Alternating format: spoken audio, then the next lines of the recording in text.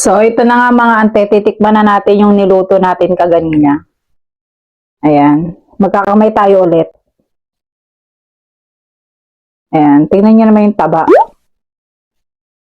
So, okay lang naman magtaba siguro paminsan. Ayan. So, kain na tayo guys.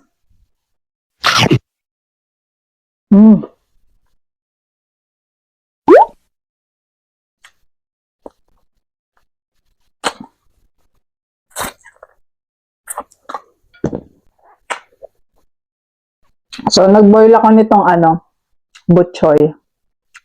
Para hindi naman tayo maumay sa taba.